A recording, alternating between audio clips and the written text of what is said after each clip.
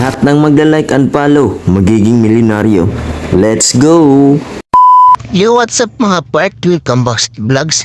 For today's video ay nasira yung C70 natin. Kailangan siya palitan ng lining kasi sunog na sunog. So yung papalit natin yung in-unboxing natin. So hindi pa natin ito na-upload sa ating account. So binuo muna natin to. Yan, tapos na yan. Hindi na natin ito pakita kasi mahirap. Itong spring, mahirap ikabit. So nagtagalan tayo ng konti. Pero goods na naman siya, nakikita na natin. And bubuohin na natin siya. Pakita ko sa inyo ito mamaya. Sunog na sunog yan. Wait lang mga part. Let's go. Ganito lang naman siya buhuin. So ito. Itong dalawa. Ito lang yan siya. Tapos lagay mo lang siya dyan. Next ito. Yan ang kanyang holder ng lining. So yan. Yan siya. Ganyan lang yan.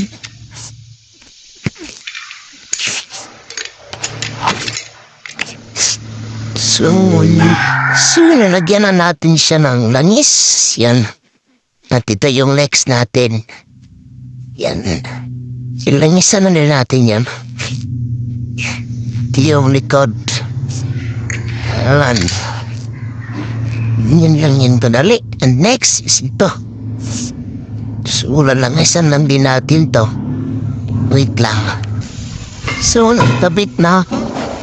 Tapos, ito rin yung panglas.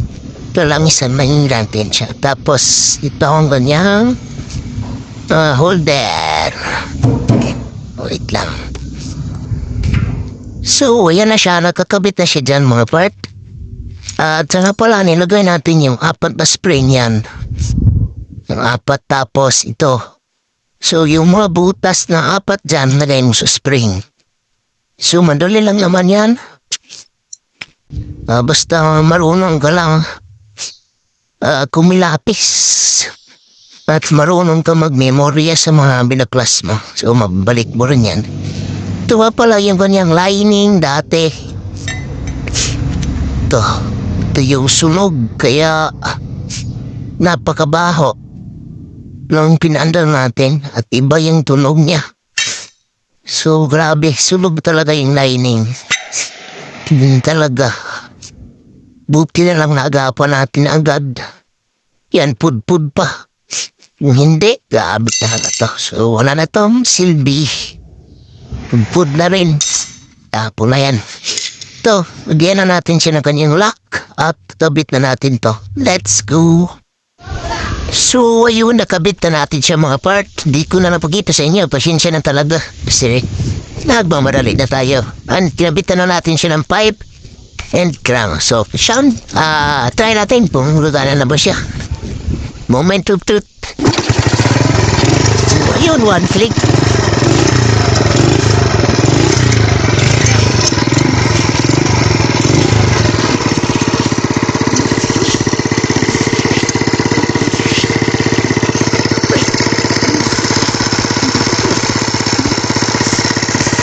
One click siya mga part.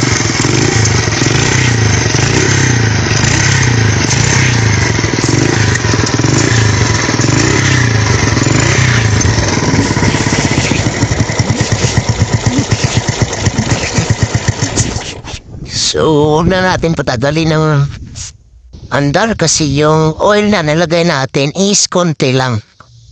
200 ml lang ata yun. So, di pwede. Kailangan natin ng langis. So, bili pa tayo ng langis mamaya para matry na natin kung goods ba talaga. So, dito ko lang rin tatapusin mga part. Don't forget to like, share, subscribe my YouTube channel as usual. My Facebook page, part Boss Jacob. And then my TikTok account, part Jacob tayo. So, dito ko hindi tatapusin mga part. Sana man natutunan kayo. And gusto niya yung pagpalit natin ng lining. So, akala ko sira na yung mismong yung bilog na lagay ng lining. So, lining lang po na ang sira. So, pili lang tayo ng oil mamaya. And then, all goods sa itong motor ito. Let's go!